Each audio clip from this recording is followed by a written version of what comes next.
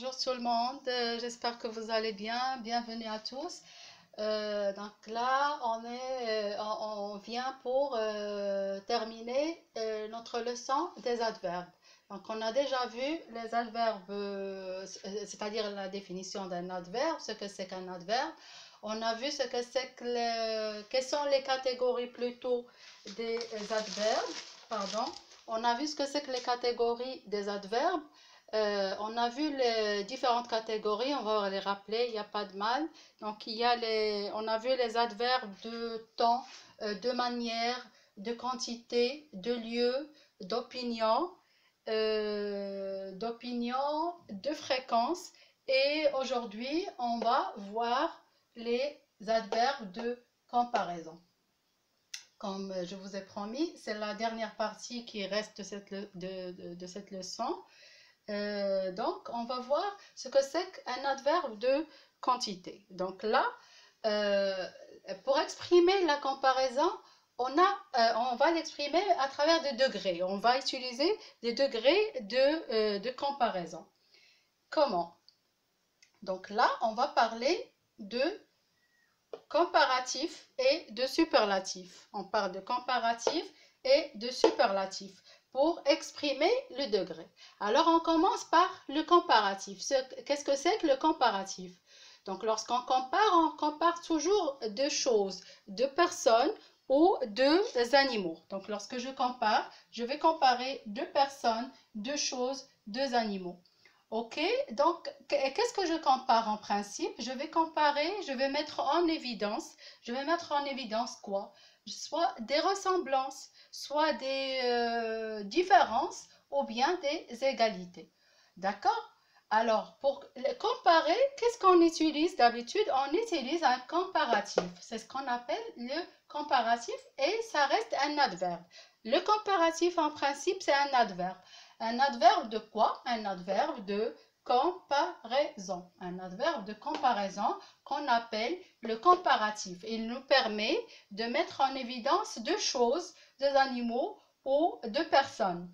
Donc, et comment on va comparer? Donc là, on va voir le détail de ce comparatif. Ce que c'est que le comparatif et comment on compare. Des fois, on compare, comme je viens de dire, on compare des ressemblances. Il y a des ressemblances, il y a des différences ou des égalités. Alors, regardez l'exemple ici. Il court plus vite que sa sœur. Il court plus vite que sa sœur. Donc, on parle d'un garçon qui court, il court plus vite que sa sœur. Il y a une comparaison. Il y a un degré. Lorsque je compare, donc, il y a là le garçon qui court plus vite que la sœur. Il y a un degré de quoi? Plus vite que. Lorsque je dis plus vite que, ça veut dire il y a la supériorité. Ok? Donc, il y a un degré de supériorité. Donc, plus vite que sa sœur. Il court plus vite. Le fait de courir, il court. Comment? Il court plus vite que sa sœur. Et il y a une supériorité ici. D'accord? Pardon?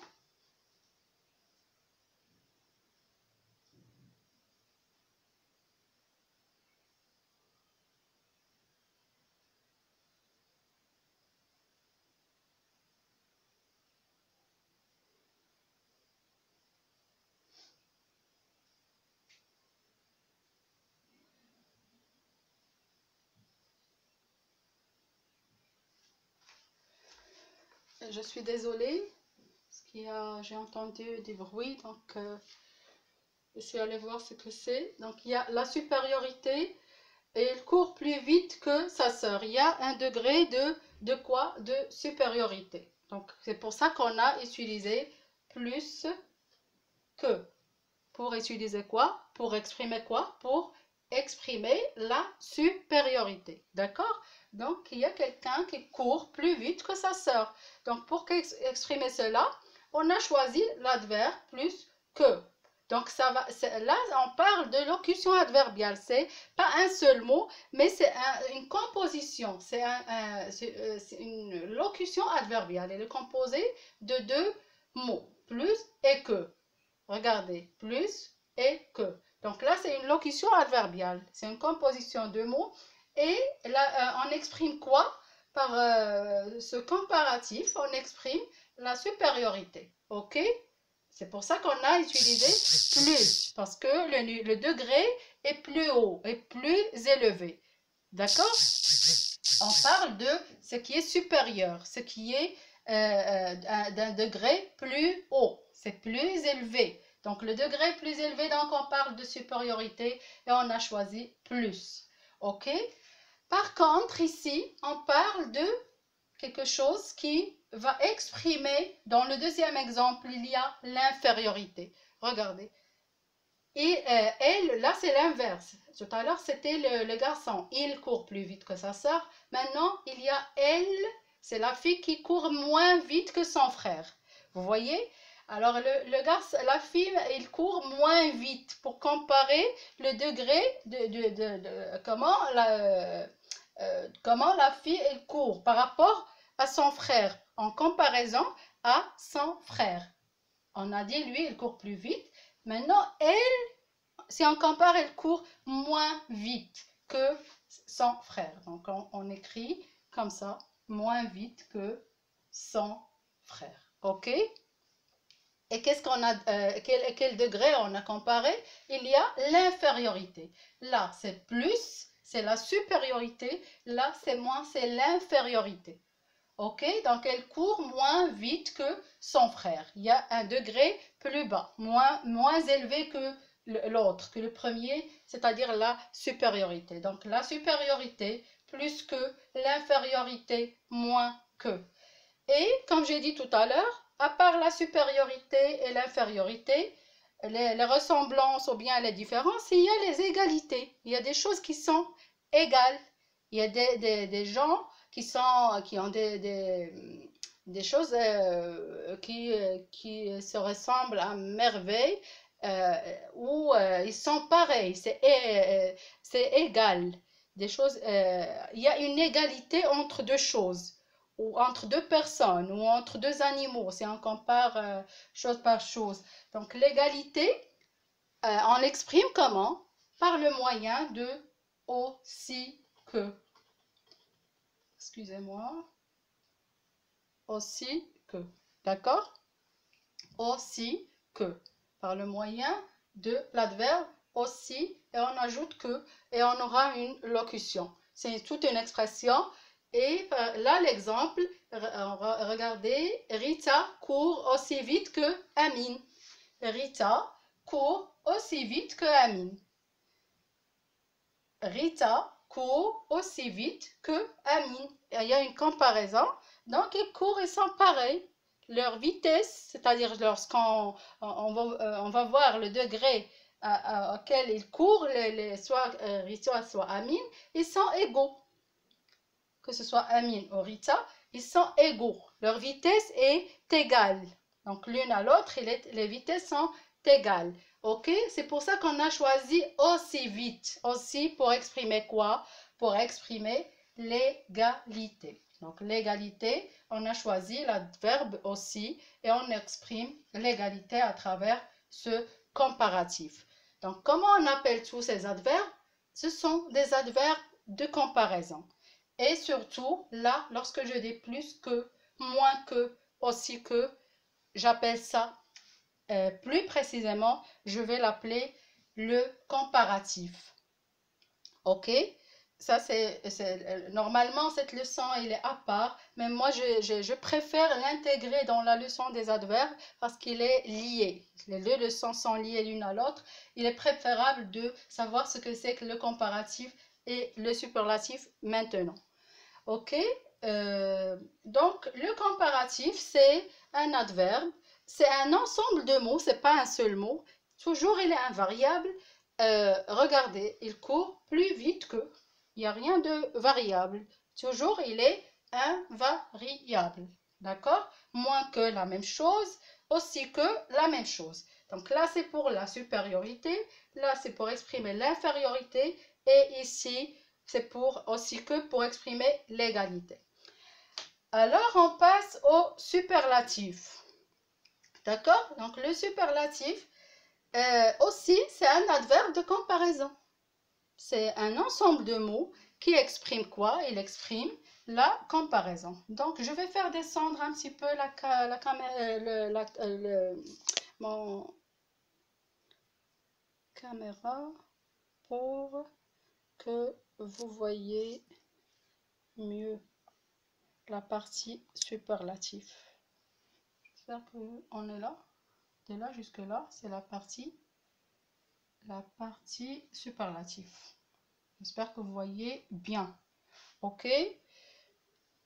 Alors, pour le superlatif, on compare aussi toujours, on parle de degrés. Lorsqu'on compare, on compare des degrés. Donc là, on compare un degré de une intensité, on met en évidence des choses, mais là, il y a un degré. Lorsque je dis superlatif, il y a un degré, soit un très haut degré, soit un très bas degré. Donc, ok? Donc, le plus haut degré, comme ici dans l'exemple, Adam est le plus intelligent de toute la classe, de toute sa classe. Si on choisit Adam, il est le plus intelligent de toute sa classe. Donc, on n'a pas comparé Adam avec quelqu'un d'autre, parmi les autres élèves, mais on a comparé avec toute la classe et lui, c'est le plus intelligent, pardon, si on le compare avec tous les autres élèves de sa classe ou les garçons et filles de sa classe. Lui, c'est le plus intelligent, c'est le top de toute sa classe, c'est le top. Du côté intelligence, on parle intelligence ici, de toute sa classe. Adam est le plus. Donc là, regardez, le plus. Donc, et là, il est toujours invariable. Sauf que le superlatif, on ajoute un déterminant. Et c'est là la différence. Là, on va parler d'une petite différence. Là, c'est invariable. Lorsqu'on choisit un déterminant, là, ça va varier en fonction du nom de la personne, de la chose ou de l'animal qu'on compare. Donc là, le déterminant, il peut changer en fonction du genre et du nombre, c'est-à-dire masculin, féminin, singulier, pluriel. Mais pas plus. Plus, c'est l'adverbe, il est intact, il est invariable toujours. La même chose que deux. Ils sont tous les deux invariables, sauf le déterminant qui change. OK? Alors là, on a parlé du plus haut degré de comparaison, c'est le superlatif, ok? Donc, après, il y a le plus bas degré. Si on parle de comparaison, il y a le plus haut degré, le plus haut, on a exprimé par le plus et de, plus intelligent de toute sa classe. Le plus bas degré, là maintenant, il y a le plus bas degré, c'est bas, il y a le haut degré et le bas degré. Haut et bas, ok? Iyad est moins bavard et le moins. Alors ici, j'ai oublié le. Je vais ajouter ici le moins bavard de toute la classe. Si on compare Iyad à toute la classe, on parle de bavardage ici. Iyad est le moins bavard. C'est lui qui bavarde le moins. Il ne bavarde pas trop, il n'est pas bavard du tout. Donc, si on compare à ses camarades, c'est le moins bavard de toute sa classe. De toute la classe, Iyad est le moins bavard. Donc, le moins, c'est un adverbe. En plus j'ajoute le de pour composer une locution adverbiale pour exprimer le plus bas degré de comparaison, le maximum, c'est-à-dire le plus bas degré, ici on parle de bavardage, le plus bas degré de bavardage c'est Iyad qui est le moins bavard. On a choisi le moins pour exprimer le plus bas degré. Ici le plus. Et comme j'ai dit tout à l'heure, là c'est le déterminant qui change. Côté accord, lorsque je veux accorder, Pour le moins, ici, moins il ne change jamais, il reste le même. Là aussi, il n'y a rien qui change. La locution reste la même, sauf que le déterminant, lorsque je change singulier, pluriel, féminin, masculin. Si par exemple, je vais dire Rita est la moins bavarde de toute la classe. Je vais dire la moins bavarde. Et ici, la même chose. Si je change, j'ajoute par exemple Aya est la plus intelligente. Alors regardez, la plus intelligente, intelligente c'est un adjectif, il va changer bien évidemment. Là c'est un déterminant, je vais dire Rita est la plus intelligente de toute la classe. Si je veux changer, je change le déterminant et l'adjectif, mais pas l'adverbe. L'adverbe est toujours un mot invariable. Même si on compose une locution adverbiale, ça va rester toujours le même. L'adverbe ne change jamais. Ok? Donc, ce que je viens de dire, là, on parle de superlatif pour exprimer le plus haut degré ou le plus bas degré. Qu'est-ce que j'ai choisi? Le plus ou bien le moins. Il y en a d'autres comme pour accentuer sur le degré c'est-à-dire qui est plus haut ou plus bas, je peux dire par exemple le meilleur, je peux dire le moindre, le pire. Il y en a d'autres, mais ce qu'on utilise le plus souvent, c'est le plus et le moins pour exprimer le superlatif qui est en principe un adverbe de comparaison. Donc le superlatif, il sert à quoi faire? Il sert c'est-à-dire à comparer et à marquer le plus haut degré ou le plus bas degré de la comparaison, bien sûr à travers des mots qui sont invariables ou des locutions qu'on peut composer, à savoir, à noter, à garder en tête ce qu'on utilise le plus, c'est le plus et le moins. Et qu'est-ce que j'ai dit pour le comparatif? Et il compare, lui aussi c'est en principe il est un adverbe de comparaison. D'après son nom, regardez, c'est le comparatif, il compare son travail à lui, sa fonction, son rôle, c'est-à-dire il est un adverbe et il compare. Qu'est-ce qu'il fait dans la phrase? Il vient comparer entre deux choses. Ok, donc il y a la supériorité qu'on exprime avec plus que, l'infériorité avec moins que et l'égalité avec aussi que.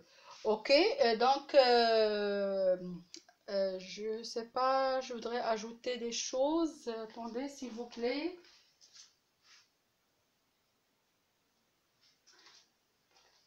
Oui, effectivement, ce que je voulais ajouter, c'est pour l'emplacement de l'adverbe. Pour l'emplacement de l'adverbe, en principe, il vient toujours, il n'a pas une place stable, il n'a pas une place fixe, si vous voulez.